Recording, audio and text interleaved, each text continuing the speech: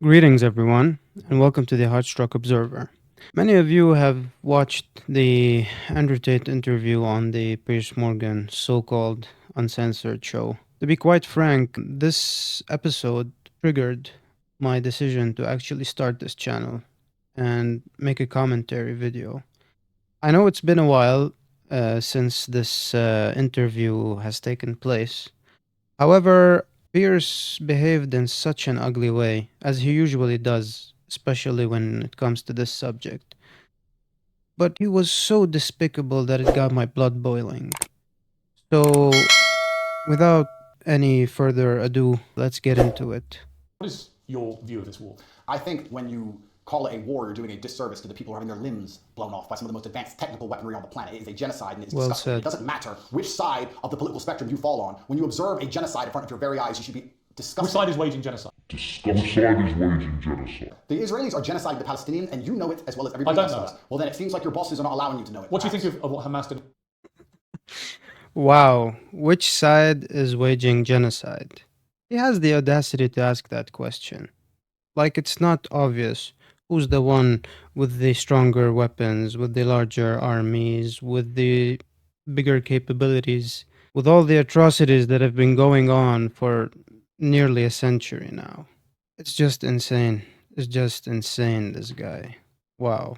And as much as I don't like a lot of what Andrew has to say sometimes, I gotta give credit where credit is due.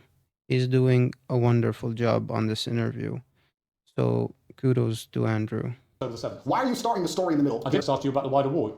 I'm now asking you specifically about Hamas. cannot professionally answer that question without talking about the context that led up to October 7th. Well, nothing to my mind justifies what happened on October the 7th. Nothing justifies what happened before October the 7th, Piers. This is the exact point. So you're talking to a man. I don't know what answer you expect from me, because let's forget the fact that I'm a Muslim. You're talking to a man who is fighting oppression to the best of his ability because he believes that the people in charge of the world are enslaving us all, to the point where I detriment my own life. I end up in a jail cell because I'm speaking against oppression. Then you're asking me what I would do if my family was blown to pieces. You're not in a jail. You're asking me what I would do if another government came along and blew my family to pieces? You weren't put in a jail cell because of any oppression. Absolutely I was.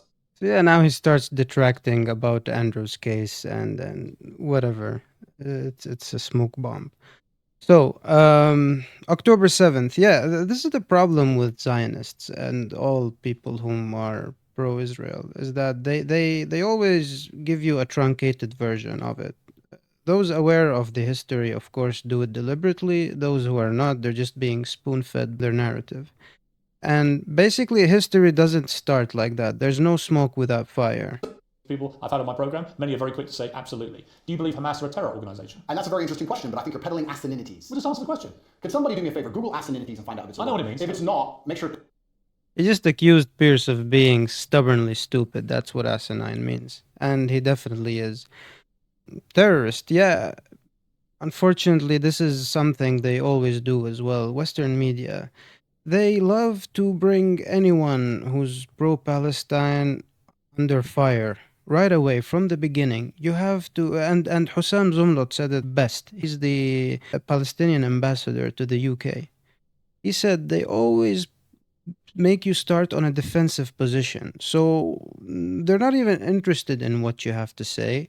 They just shoot at you right away, like, do you condemn Hamas? Or sometimes they start in a vague way. Pierce has done this a lot on many of his interviews, like, where were you on October the 7th? How did you react to it? You know, and then right away after that, do you condemn Hamas? And of course, for someone who doesn't know and who just hears the Israeli version, and especially early on what was being reported about the beheaded babies, babies put in oven, all that surreal stuff, which none of that turned out to be true.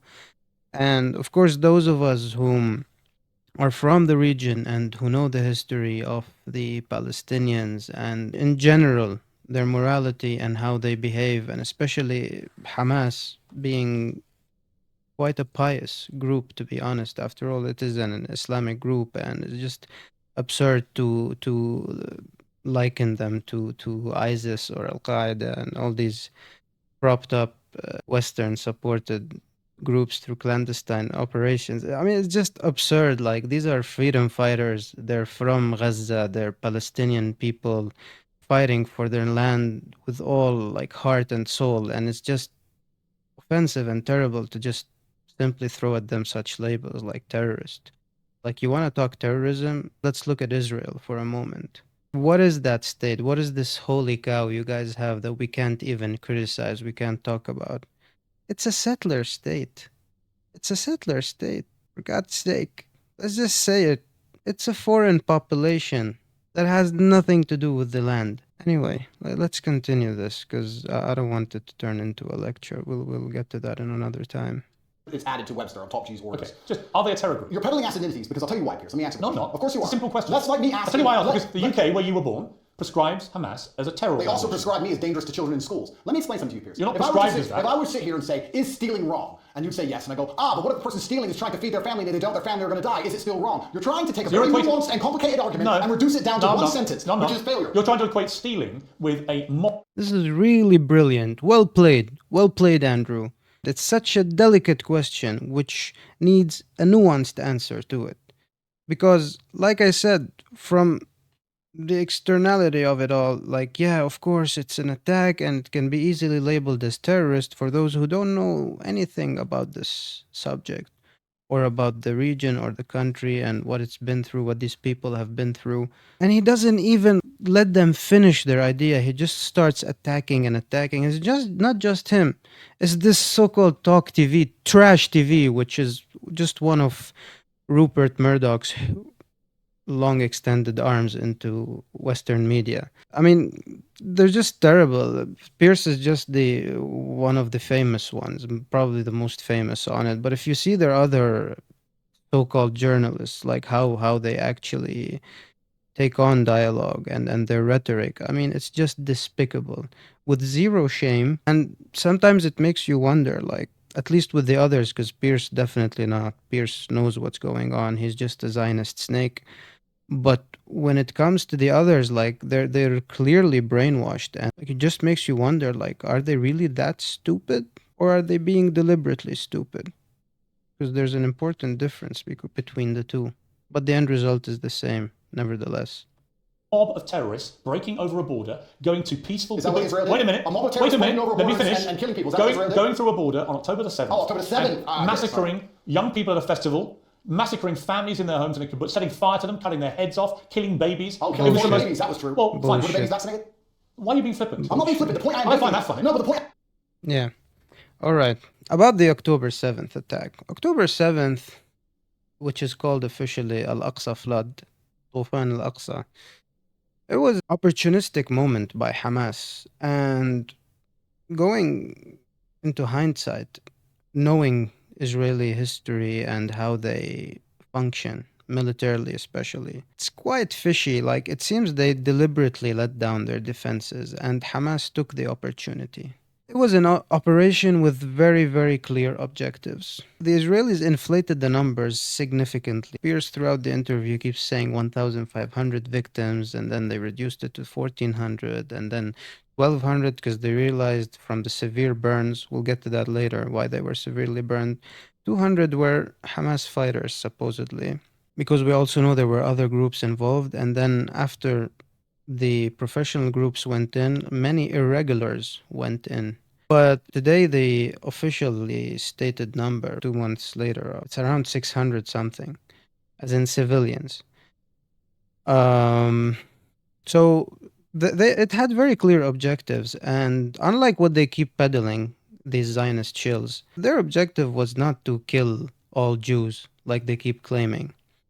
Their objective on land was mainly to get as many hostages as possible. And history has proven this. They're always able to release many of their brothers and sisters in the Israeli torture prisons only through hostage exchanges. And fortunately, it's very surreal to say, an Israeli life in that context is worth much more than Palestinian lives. So if you look at the Gilad Shalit prisoner exchange in 2011, a crazy number, relatively crazy number, to just one guy was released. Of course, many were still in prison and it wasn't enough, but this was the motivation by having it's just there's no point of killing them all. Now, the rocket attacks were different, and yes, many people fell, and of course, rocket attacks you can't control who dies and how. They're not precision rockets after all, like the ones the Israelis have.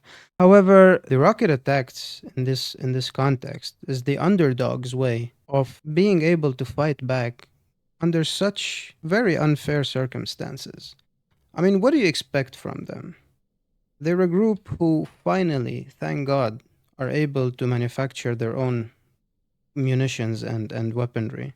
And they've done a brilliant job, especially with the Yasin rockets, Yasin 105, and it has proven its efficiency against the Israeli vehicles, especially the legendary Merkava, which growing up, it was always like one of Israel's symbols of invincibility. Thankfully, like they're turning them into paper tigers. Like they're just falling right and left. They're being slaughtered in Gaza right now. And the rocket attacks is their only way because just like that's all what the media shows. Like the rockets were launched and look, we had to make the Iron Dome and oh, poor Israelis. But what about the Palestinians who have been massacred the same way, like with the evolution of time? You look how the early on, the massacres that happened of ethnic cleansing, when it was early on just militias, the Lehi, also known as the Stern Gang, the Haganah, all of these groups, the Irgun that later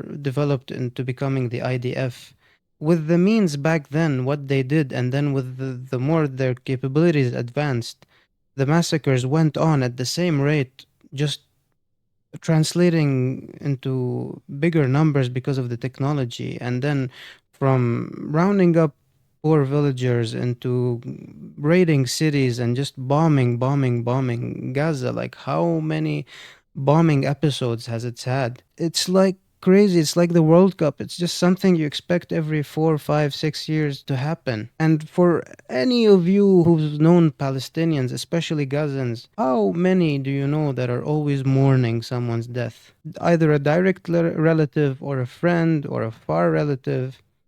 It's just absurd. They're people put in a very, very small area, locked, backstabbed by Egypt and all Arabs. I mean, the countries, the regimes, backstabbed by Egypt by closing the Rafah crossing in the south. The sea is completely blockaded and they can't even use it, not for economic, not for military operations, not for nothing, except on October 7th, again, because of the lowered down defenses. Air completely closed. They don't even have aerial capabilities. And by aerial, I mean something like quite high, not just little drones or gliders, which were executed brilliantly on that day. Like, what do they have to do? What do they have to do? The whole world, no one cares about them. No one cares about them. They're just there suffering their brethren, the Arabs, backstabbing them, all of them begging for the Zionists' approval. What do you expect of them? Another objective of Al-Aqsa flood operation was the north of Gaza, there's the Eretz crossing. And over there, there's an important military base. That base was raided and destroyed because it contains information, very, very critical information to informants and Hamas traders inside of the Gaza Strip. And this is very vital information, important for the likes of Yahya Sinwar, who's the leader in the Gaza Strip of Hamas, to know and clear out these traders because they're working against them. And by the way, another reason for the success of the operation is because it wasn't coordinated with any of their so called allies. And here I'm referring to the Iranian proxies. Because unlike what the Western media shows and many Arabs that are pro Western, they try to show that Iran is actually the main threat to Israel and to the region. And yes, to the region, rightly so. Like there's a lot of question marks about Iran and their performance and their objectives, and there's the old history between the successive Persian empires and the Arab kingdoms and empires. It's just people who really know what's going on, they know that Iran is not really there to hurt Israel. Iran is there to strengthen its position and to make a very firm stronghold for itself in the region as a main player. And actually, what their proxies do is not really harmful to Israel. It's mostly theatrics. And by the way, this is also said by Sheikh Subh al-Tufaili, who's one of the founders of Hezbollah, and he's turned against them.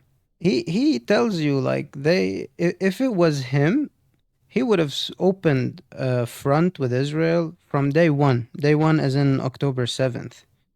Because think about it, if you're really against Israel and you have a very impressive arsenal, allegedly much larger than Hamas is, like 3 to 5 times larger, and thrice the amount of ready to fight troops and well trained, and they're veterans from the Syrian war.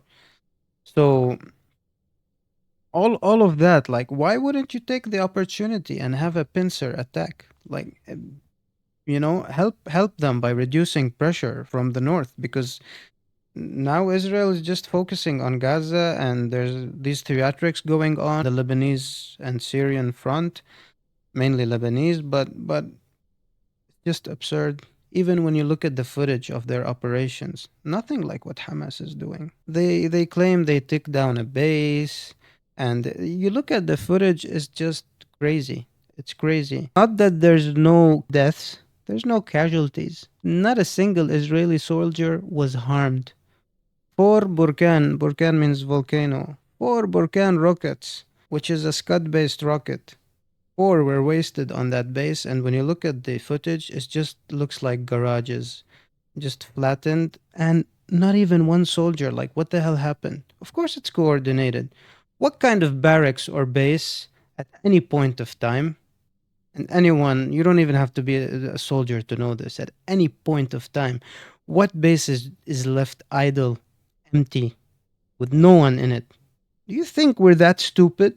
They coordinate, they give them the info, okay, we're gonna hit it this time, and they left, and it was nothing, like, there's nothing of value there. You don't even see vehicles that are destroyed. We don't even know if it's a real base. But yeah, supposedly they hit a base in the north, in the Galilee, Al Jalil. So yeah, we're not falling for that, and we're not stupid. So this was one of the main things that caused the success of the October 7th Al Aqsa flood operation. And here's the thing, guys. Early on, when I found out about what happened and started following, like, I was so mad at Hamas because throughout my adult life, I've always been like, I have no sympathy for any religious militant groups, and in this case Islamist groups, and I always considered them in that category because they were, like, early on they were very supported by Iran. Initially they were helped by Israel because they wanted to have a counterpower to the secular PLO, and they actually helped pump them up and help them reach power in the Gaza Strip. And then Iran, when it started becoming quite capable in the region, they started helping them as well, with weapons, with some training, I assume, any means possible. And of course, there were other people, Muslim Brotherhood, different points of times. Maybe Egypt could have been involved lightly because everything mostly should have happened at their Sinai border. Turkey, Qatar, like, but again, like, these are people with all of these are factions with dual loyalties and with their own agendas. So don't think of it like of taking them under their wing and like nurturing them. No, it's not like that. They need to have credit themselves, Hamas, because what they did was very impressive and unexpected, and it gave hope again for all people in the region who are so hopeless when it comes to this Goliath of an enemy, which turned out, as suspect, to be nothing. Their soldiers are cowards. Many of their citizens, whom always claim this is their land, they're returning to it, they fled right away. And the Gazans, with all what's happening to them, they're sticking to their land. They're staying. They don't even have a place to go, but even if they were getting kicked out, they're just trying, moving from Jabalia camp to the south, and then from the south anywhere, Khan Yunis, they bomb them there, then they move more towards Rafah, and they're trying their best not to leave because they love their land. Their land is them. The Palestinians are the indigenous population, and when we say Palestinians, it's Christians, Muslims, and initially Jews. Unfortunately, those were integrated and absorbed into the state of Israel. But this is historically what Palestine is for at least the last 1,000 years. It's a multi-religious society. I'm making is that the media lies, firstly. No, Secondly, I can ask you about different things at the same time, right? Sure. So I'm asking you first of all specifically, what is your reaction to what happened on October the 7th? Sure, I'll answer the question professionally. I do not condone the loss of human life on either side. I think anybody doing anything which directly damages civilians is disgusting and abhorrent. However, I would be an amateur if I could not sit and pretend I do not understand the motivations behind either side. This is not even me taking a side. I understand why Israel is doing what it's doing. I understand why Palestine is doing what it's doing. However, I still call the Israeli actions absolutely... Yeah, so here there's the political correctness, either side, and yeah, of course, no one is daring to go full on, especially on Western media, and especially in his case where he's having a very hard case in Romania. You can't just give full support. Somehow you need to throw in these words to seem politically correct. But I won't do that. There's no shame in telling the truth and supporting the people with the right. Palestine is doing what it's doing. However, I still call the Israeli actions absolutely abhorrent and genocidal. Okay, we're going to come to Israel's actions, I promise you. We will ask that question specifically. But in terms of what Hamas did on October the 7th, do you accept that was an act of terrorism? It's an interesting question because... It's not really. It is. It's a very straightforward because question. you're the person who would have called Nelson Mandela a terrorist while he was still in jail, and one person's terrorist is another person's freedom fighter. I wouldn't For me have to called answer him the question, yes, you would have. Big lie, stinking liar, Piers Morgan. Stinking liar. So here's the thing. One of the things he was attacking many of the pro-Palestinian voices that came on his show is that the UK designates them as a terrorist group. And based on that, if you don't say that, then you should be either like he did with the doctor, the South Asian doctor, I don't know if he's Indian or Pakistani, when he started making a case like he should lose his license and be kicked out for not calling them terrorists. And one of the main excuses he was giving is that they are officially designated by the UK government as terrorists. So this is absurd that he's saying, I won't do that. And yes, Nelson Mandela was, for the longest time, he was designated as a terrorist. And until the West, through the pressure of the BDS movement, which is related to the South African apartheid, until then, they finally decided to stop calling him that. And he became president, and surprise, surprise, all of a sudden he's not anymore, and they make statues of him and whatnot. Because they're hypocrites. That's what they are. Hypocrites. And I'll add to that, self-projecting hypocrites, because everything they accuse their victims in the third world of, they are victims of. We're talking here about nations that have pirated the world, and they have very powerful media, and they keep trying to brainwash the youth of their victims in order to try to make themselves look better. It's just absurd. And Israel is an extension of those powers. Israel is a forward base, militarily speaking. It's a forward base and a prison warden for the whole region. Because if anyone knows basic history, this region is made up of made-up countries. Countries that didn't exist before, as in the entities, not the people. The people, of course, they're natives and indigenous, and they've been there for over 1,000 years, which is enough time to call a place home, I think, unlike Israelis, whom have been away for 2,000 years, specifically the Ashkenazi group, which is in Europe, Ashkenazi and the Sephardi in Southern Europe, and they just came, they totally look different, they're not from the region, they have nothing to do with it other than their religion is Judaism, and even that we don't even know ethnically how much Canaanite DNA. For those of you who don't know, Canaan is the historical name of what Palestine is today, and it's basically a Semitic culture and people. And that's where initial Israelites and those whom the Palestinians are descended from, they're all Canaanites. So we don't know how much Canaanite DNA is in these Europeans, but phenotype is not like the genotype. Genotype is what your genes are comprised of. Phenotype is what's your physical look. Physical. So phenotypically, they are European. They don't look like us.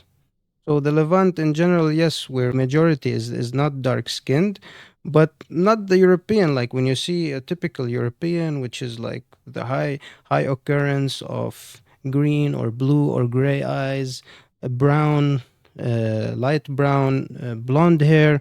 It's rare in our region. And even the features look different, you know. And please don't take these words as racism. It's just stating things as it is. You know, there is an actual science called ethnogenesis, and it is how ethnicity is developed and where people originate from. And this matters in this context because if you listen to the Zionists and how they justify their atrocities and their whole fake history, because it's all based on fabrications, they always go to that. They always go to that. Like, we were there, and we had to leave. We were exiled, and now we're coming back. Yeah, of course. And what about those who are there? Even, let's say, rhetorically, let's just accept that. What about the indigenous population? They're not even the ones who kicked you out. So why are you doing what you're doing to them? What justifies that? But no, history only begins on October the 7th. And before October the 7th, in the 2014 attack, history begins only back then. And even before that. Just absurd, absurd. For me to answer the question, I have to be very professional, Piers. For me to sit on the outside in Romania with no personal involvement in Israel-Palestine, it's easy for me to say, yes, it was an act of terror. However, if I was in Gaza, if I was in an open-air prison, if my family had been annihilated by bombs from the sky, if everybody I knew had suffered the loss of a loved one, if I had no chance of any kind of freedom or democracy or standard of life, would I believe it was an act of terror, or would I believe it's an act of resistance against oppression? You have to be very careful how you answer these questions. So what do you think? I think I understand what happens when you take people and put them in such an inhumane condition. So I think anybody to sit and say that you're going to take people and put them in absolutely inhumane conditions and give them no standard of life, and they're not allowed to ever fight back, or they are But I can agree with you. Anyone who But does wait a that is an amateur. I can agree with you that the plight of the Palestinians for many decades has been absolutely shameful. So what did we think was going to happen here? No, nothing justifies what happened on October 7th. So what are they nothing, supposed to do? Nothing. So what are they supposed to do? October the 7th. So Andrew hits him with a brilliant point, but then he right away deflects back to the October the 7th. He has nothing better to say, nothing better. Any strong point you'll see as we go through the interview. Every time, anything, he keeps deflecting, and it's mainly going to October the 7th. It's just It was crazy. an act of medieval barbaric terrorism. Nothing justifies it. Did they suffer And your acts attempt, of medieval? your Did they suffer attempt acts to of try and medieval equivocate. Did they suffer acts of medieval barbaric terrorism before that date? Yes, and it's unfortunately an eye for an eye in this world. Tell me- I'm not condoning. give me- I'm being a professional and answering Give to me you one why it example. happened. Give me one example of where Israel, without any provocation, a specific question, went into Gaza and massacred 1,500 innocent people, cutting their heads off, taping and boasting about what they'd done back to their families in Israel, kidnapping Holocaust survivors, bringing them, they wouldn't of course have done that, no, kidnapping old grandmothers and bringing them back to Israel, kidnapping babies, kidnapping children. Bullshit. When has Israel actually gone in and done something of the scale of October the 7th? There's literally endless examples of that. Give me one. In 24. Yeah, there is endless examples of that. And let's actually talk about the motivation. So we spoke about the objectives of October the 7th. Let's talk about the motivation behind it. Aside from the fact that Hamas is the main military representative of the Palestinian people at the moment and the only one with some capability to actually damage the Israeli entity, this pariah monstrosity of a state. They have just been witnessing for the past year the escalation. Like even in mainstream Western media, they reported on how much there has been an escalation in violence in the occupied Palestinian territories, also known as OPT, which is an official American designation, and they don't even mention it in Western media. That's what they're called because they keep telling you, oh, Israel left Gaza in 2005 and they had elections. It's not under occupation.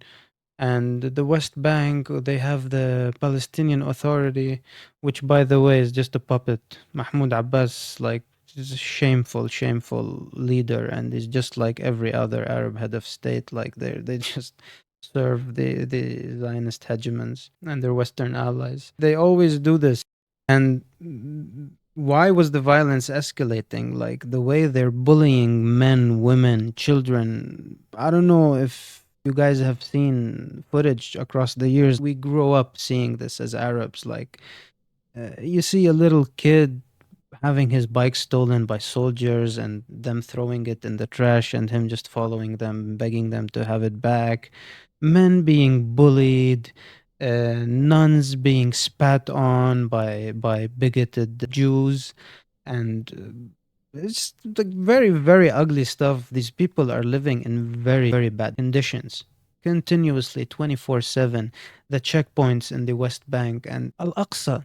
Al-Aqsa Mosque is the third holiest site in Islam. They go in, they disturb them during prayers, especially on religious feasts, what they call Eid. They throw smoke bombs during the prayers. Like, it's just insane, insane. Just imagine, like, in a Western context, let's think of a religious country, I don't know, like where faith is still there.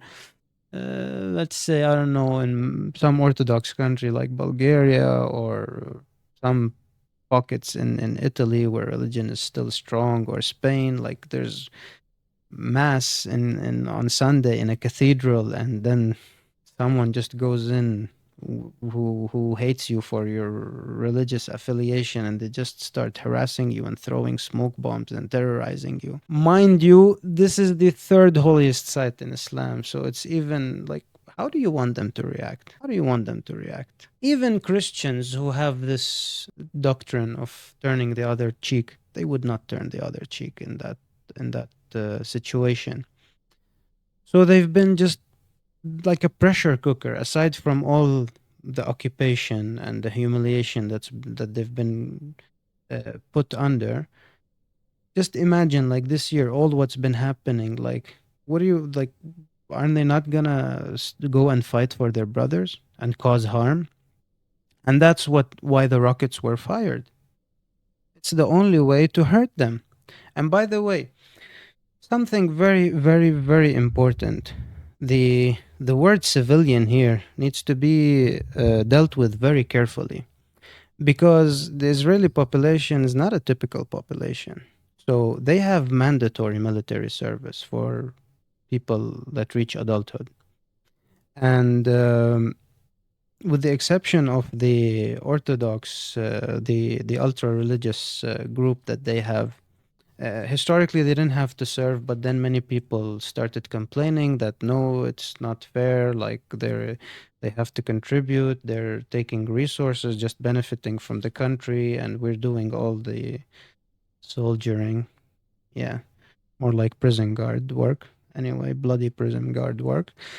They introduced to them a 5-year program. So basically, everyone is a soldier. Everyone, either active or on reserve. So let's stop kidding ourselves. Doesn't matter if you're in civilian clothing or not on active duty at that moment. You either have blood on your hands, either directly or indirectly. Let's stop. This is not a Western media channel, yeah? I'm just gonna say things as they are. So, yeah, enough said. Heads off, taping and boasting about what they've done back to their families in Israel, kidnapping Holocaust survivors, bringing them, they wouldn't of course have done that, no, kidnapping old grandmothers and bringing them back to Israel, kidnapping babies, kidnapping children. When has Israel actually gone in and done something? Taping and boasting. None of what they claimed about the beheaded babies, none of that. There's no footage, not even names. You know, they always love to like post names and pictures, and what they did in New York, like when they were asking people like, why are you taking down these pictures of the victims, and they're like, no one gave a proper answer, you know. But one of the things they were telling them, like, these are there because they can help if someone sees them, to identify them. Yeah, so if my cat is missing in San Francisco, I'm gonna go post posters of my cat and like a reward, or like my phone number in London, yeah, because my cat most likely was gonna be there. How stupid is that? How stupid is that? Now he plays the Holocaust card. Listen. Of the scale of October the 7th. There's literally endless examples of that. Give me one. In 2014, they were bombing civilians. Give me- no, You know what, Piers, let me tell you something. I'm not talking about what they would No. categorise as retaliation for rocket strikes, and there's an arguable point, as there is, for example, I'm vehemently against the expansion of the settlements on the West Bank. I think there are legitimate questions about the proportionality of Israel's response here. Yeah, but in terms of what Hamas perpetrated on October the 7th, there is no instance of Israel doing that to the people of Gaza. And you have to accept that. If you don't accept that, you're either deluded No or you're comment. deliberately not wanting to say the obvious, which is that was an act of terrorism, because you're concerned about upsetting people in Palestine. Is that the case? Let me go back to my first Self-projection. point when I said you're peddling asininities. The reason I said that is because to look at a situation, no matter how heinous, and to ignore all of the context and pretend that you do not understand why said situation happened Nothing justifies terrorism on that scale. Nothing. Is asinine. No, it's not. It is. Nothing. In Pierce's world, nothing. In the Zionist world, nothing. It's so atrocious. Deir Yassin is not atrocious. It's a massacre. Look it up. Tal Zatar, another one. These are not atrocious, yeah? We don't talk about them. And they're in the past. Let's just forget about them. It's okay. Nothing atrocious. 1948, 750,000 Palestinians overnight being ethnically cleansed. Not atrocious, yeah? Nothing justifies. You're angels.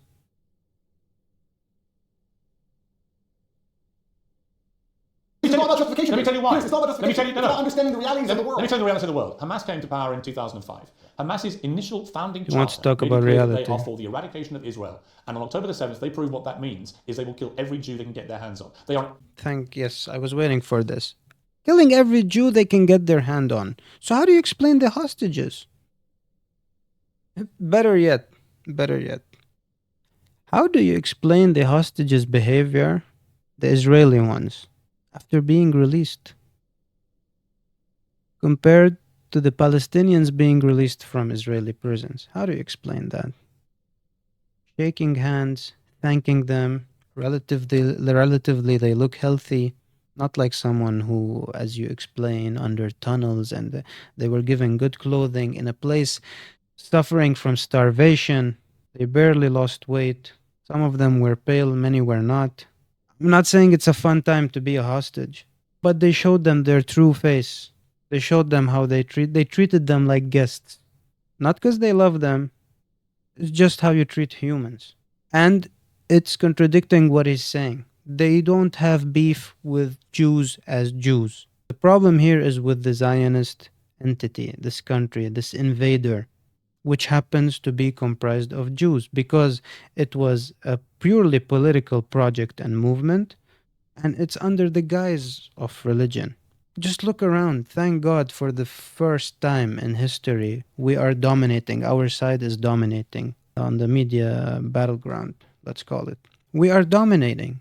And most of the movements happening in the West and those outspoken voices are being led by Jews. Jews with a conscience, Jews with a beating heart, Jews that fear God. They know that this has nothing to do with Judaism and it does not represent them. And many of them are repentant Zionists. They were fooled once and never again. So let's stop this bullshit. Let's stop kidding ourselves. Let's talk some truth for once. Existential threat to people in Israel and to Jewish people. And that is, I'm afraid, the purest personification of the terror. Let me tell you about existential threats. Because it's my favorite subject, history. Just so you know, the idea of eliminating Jews, eradicating them, ethnically cleansing them, genociding them, it comes from Europe. It's a purely European thing. And ironically, the places they used to seek refuge in was always south and eastwards. Us. Always seeking refuge in the Muslim caliphates. Because no such thing exists. They were always welcome. And by the way, just so you know, Jews lived harmoniously with the Muslims. And trust me, harmoniously is not an exaggeration. In Al-Andalus, Andalusia, which is what in Islamic history they call the conquered lands in Iberia, which for the longest time, like around 800 years, they controlled most of Iberia. You have Jews reaching very high positions, which is equivalent to prime minister today. Like the closest ministers to the caliphs. The most notable one is Moses Maimonides, Musa bin Maimun. He was a Jewish polymath, and he was very well respected and much appreciated by Muslims and the rulers over there. So they always try to show you like, oppressing minorities and whatnot. Again, self-projection. I'm not saying it was perfect, and I'm against the jizya system, which is the taxation system of minorities under Islamic rule. But let's compare the end result. Look at how they treat their minorities, full eradication, treat like just the Reconquista itself. And they were always suffering from mainly the Catholic Church. Later on, it took other forms, but For most of history, it was always either popes or kings giving order to either eradicate them or move them, exile them from the country. None of that happened in Muslim history, aside from early on in the Arabian Peninsula. And there's no time to go over that now, but that also had its reasons. So let's not kid ourselves. The British and the French, among others, but they had the biggest share of the Ottoman Empire after the First World War. They made up these countries out of nothing, non existent entities, and they put in puppets. And these puppets gave the order around 1948 when they decided, okay, let's leave and establish Israel. They gave the order to harass the Mizrahi Jews, which are the Middle Eastern Jews, and they all left to Israel. The local populations did not want them to leave. Many of them were just neighbors living together for hundreds of years. And they just left because the initial Ashkenazi and Sephardi settlers were not enough to sustain such a project. And they needed to create a situation where the two groups, the two religions, have irreconcilable hatred with each other. And this is why today, if you go, you will see, like, if you talk to the average Mizrahi, they are very bigoted. They hate Arabs, like all these crazy videos, you see them translated like death to Arabs, you know? Motle Aghavim, that's all they fucking say all day. They're mostly Mizrahis. And you can see even their skin is darker. It's crazy. And even in recent history, like many communities were just doing well in Morocco, in Yemen, until this day in Iran, supposedly the enemy of the Jewish people and the ones who are allegedly working on a second Holocaust. In Iran, you have the largest, until this day, Jewish population in the Middle East. So who are we kidding? Yeah, who are we kidding? I also think by doing what they did, as they have done since 2005, they weren't representing innocent Palestinian people in Gaza. They knew, yes, but Hamas knew when they did what they did, that Israel would respond the way they did, and thousands of innocent Palestinians would get killed. They knew that, and they still did it. So my question for you is, why can't you, which is my position on this, is very straightforward. What Hamas did was an act of terror. An absolutely despicable act of terror, and should be called exactly what it is. And they are now demonstrably a terrorist group. That is why they were rightly prescribed that by the UK and America and other countries. Demonstrably, yeah? But Israel is not demonstrably a terrorist state, of course. By the UK, America, and other countries. What? The EU? What he calls the civilized world. EU, Japan, memory serves. Australia, not even New Zealand is in it. Paraguay, that's Canada. Who cares? They're always following the US. And the rest of the world is not civilized, yeah? Even Norway and Switzerland, they're not part of the EU. They're not in this. Officially, they're not terrorists. They condemn the attacks as terrorists, but they don't classify officially Hamas as terrorist organization. Not that it matters, but I'm just saying, like, what is this, like, the civilized world? And to try and pretend they're not makes you sound like Jeremy Corbyn. I can't think of a worse insult to throw at you, right? So I don't think me and Corbyn agree on but I that. also think there are legitimate... Wow, how insulting. Yeah, Jeremy Corbyn. They also label him as an anti-Semite. Anti-Semite, this term, I'm gonna make an episode just about it. Because it's so deluding and it's just pure misinformation. Some questions to come about the way Israel's responded. We can come to that. But I just want to ask you one more time. Is what Hamas did on October the 7th an act of terrorism? I think, Piers, it is peddling asininities for you to pretend that enslaving You sound like people... Jeremy Corbyn. No, let me answer the question. 15 times he refused to answer the Let me question. answer the question. You're now I'm not refusing. You're now about 3 or 4. If you Are they a terror group or not? They're one team's freedom fighter, and they're deemed a terrorist What do you group. think? What a basic way to just talk, yeah? Like, again, this is such a nuanced topic, and it's like, he just wants yes or no answers. Just to make his overlords happy. I'm serious, like, this guy, Pierce, if he has 1 gram of dignity and honor, he would leave this shameful organization if he really wants to be a journalist and do what Tucker Carlson did. Leave, start his own thing. He's famous enough to have a successful channel and start reporting properly. But instead, look at this. And this is why, because I know he's capable of this, that's why I call him a Zionist shill. Not even a shill. He's a Zionist. He's a Zionist. It's just crazy. Throughout the interview, Andrew keeps on going on, giving so many good examples. And mind you, in my book, Andrew is not qualified to discuss this topic. And he's done a wonderful job. I think that if you lock people in an open-air prison and steal their land, they're going to retaliate. So they're not a terror group. I think they're going to retaliate. They're not a terror group. One team's terrorist is Okay, another but now I'm team's talking about A. Are they a terror group? And also, another thing I want to make clear to you, Piers. Only Jeremy Corbyn has done this. Done what? Refused to answer the question. I think that what they are doing is seemingly deemed an act of terror by the people that the terror... Don't use Weasley words. They're not Weasley. Of course the Israelis think they're a terror group, and of course the Palestinians think they're freedom fighters. It's stupid that you're asking the question. Most of the Weasley as in coward. He's accusing him of being a coward. Man, like the self-projection meter is... If this was a thermometer, it would have exploded. Like the glass can't withstand the mercury's pressure. Just absurd. Absurd, man. Shame on you. Shame on you, Piers Morgan. civilized world thinks they're a terror group who committed an act of terrorism. It's not difficult. What they did was an act of terrorism. And I think that if Israel continues to conduct acts of terrorism on the Palestinian people, they're going to do nothing but strengthen the reaction. That's a different conversation I'm about to have with you about Israel's response. But before I get there, one more time, is Hamas a terror group who committed an act of terrorism? I think that when you lock people in an open air prison, you're going to have you're not going to retaliation. Yeah. No, because I have... This is getting absurd, so I'm going to fast forward. So here, Piers goes on about Ukraine, like, just absurd to even try to compare the two, like, two standing armies. One is a superpower, the other one is backed up by the world's biggest superpower and its allies. Crazy support. No one received such support like Ukraine did. And he's comparing that to people in Gaza and, like, the prison we were just discussing, fighting against the Goliath in comparison. It's just crazy. And Andrew hits him hard here with a good question. Maternity hospitals, Let me ask you a killing question. innocent women Let me and ask you a children. Like, don't even try and have some kind of No, this is genuine equivocation of this. I will. A Hamas rocket, a tiny Hamas rocket that can make a pothole in the road, and then they get hit back with cruise missiles. Let me ask you a question. Ukraine sent a drone and hit the Kremlin. A drone attack. It did nothing. It damaged some shingles. If Russia decided to then respond with a missile attack on a hospital and annihilate 800 people, It has been. do you think that would be allowed? That's exactly what it has been. Would you advocate for that? Would you support that? Have you seen reaction? the state of Mariupol, which they leveled to the ground? The Ukrainians did level The it. Russians, Correct. no, the Russians. 2014. The Russians leveled Mariupol. And my question to you is, would you advocate those reactions? Let me ask you another question. No, This is a genuine okay. question. Let me ask you a question. I want to understand your point It's of actually view. my interview with you. Yeah, but you tried to understand mine. I just want to understand your point of view.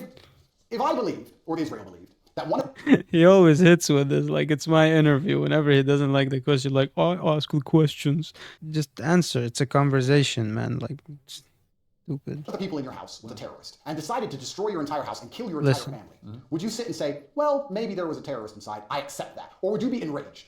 Genuine question. I don't think you can take an individual person's response. Well, it's a bunch of individual people. Yeah, never. It doesn't matter. Palestinians, spices just being like thrown, it's like whatever, just pebbles of sand. Doesn't matter.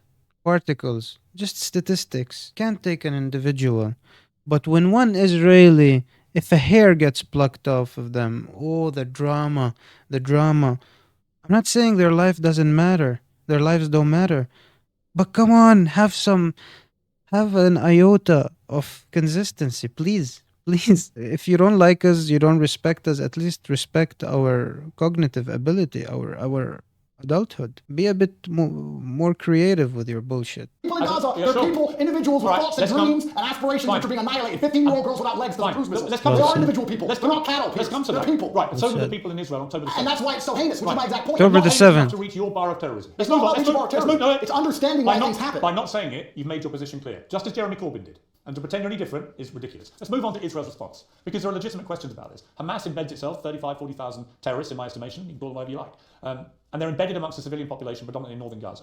We know from intelligence over the last 20 years, which you won't believe because the Matrix has made it all. All right, guys. So here's a satellite image of Gaza Strip. This is south and this is north. And basically, he's not the only one, but among so many people that keep saying this human shield concept, which is a major lie and very, very misleading. But he said that they're embedded among the civilian population, implying that they're cowards and that they're using them as human shields, as they say, as if there's an alternative to that. So let's have a small exercise on this map. Let's analyze it, yeah? Here, I think you can see properly, like, how there's no wilderness. I mean, it's the rest is farms, and they're so minimal. You can see the size of the urbanization, the extent of it. It's just insane, the whole place. This is where the Yasser Arafat airport used to be, which Israel destroyed in 2001, 2002, around that time, when the second intifada was going on. And over here, You can see how, to what extent is the urbanization, this being the city of Khan Yunis. Here is Gaza City, Deir al-Balah, and over here you have farms. This is the most place where there's farms. So what are they to do exactly? This is Deir Hanun and this is the Eretz crossing, the only crossing into Israel. And here being Rafah. All these crossings used to be open in the past and they're closed. What are they supposed to do exactly? Where do they fight from? So basically, the message is you're not allowed to exist, you're not allowed to resist, you're not allowed to live properly, you're not allowed to fish because they can literally just use this area. Anything after that is prohibited, and we all know that very close to the beach, to the coast, there's no proper fish worth fishing, or even having fishing operations that close to the civilian population is not good. So the whole place is just a prison. And to add insult to injury, I'm gonna show you something funny. You can see very clearly how the border is. This is the wall that they spent so many crazy $1 million on. And the wall is very well surveyed, and it even has a underground section which supposedly blocks tunnels or attempt on digging tunnels. And to add insult to injury, this is how it's defined. So you have the no-go zone, which is 0 to 100 meters. Kind of understandable, okay. After all, it is a very hostile neighborly relationship. But then here you have access permitted on foot and for farmers only.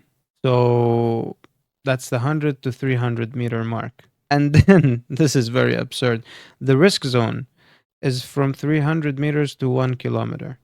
Imagine, this is the risk zone, which is already part of the urbanized area. This is one. And two, just logically, shouldn't the risk zone be the second category and the third category be access permitted to farmers? How insane is that? So this is admitting that they're even stepping on the rights of the farmers and owners of these lands, especially here where you have some farming activity. So where are they supposed to fight from? Where are they supposed to resist and fight for their dignity exactly? It's just absurd.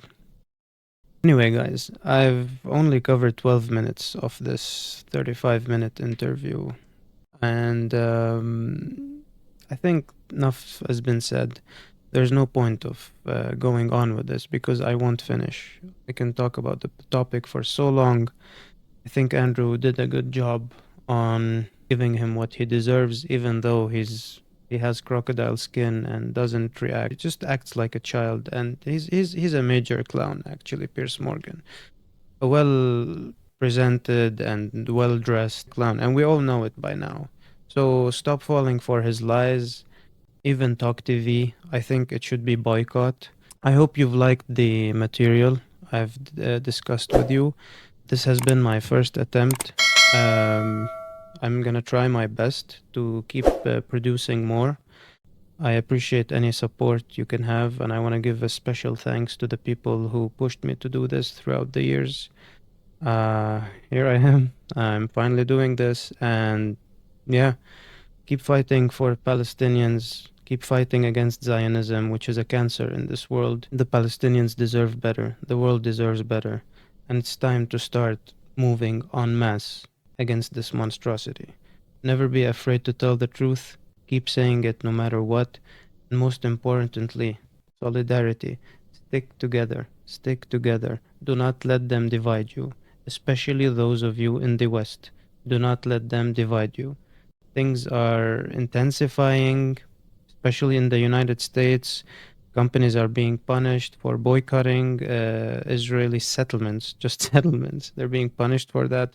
Individuals are losing their jobs if they refuse to sign disclaimers that they promise that they will never boycott Israel.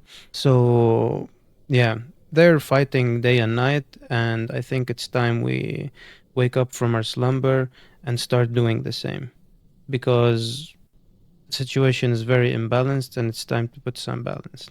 So stay strong and stay beautiful, and wish you all the best.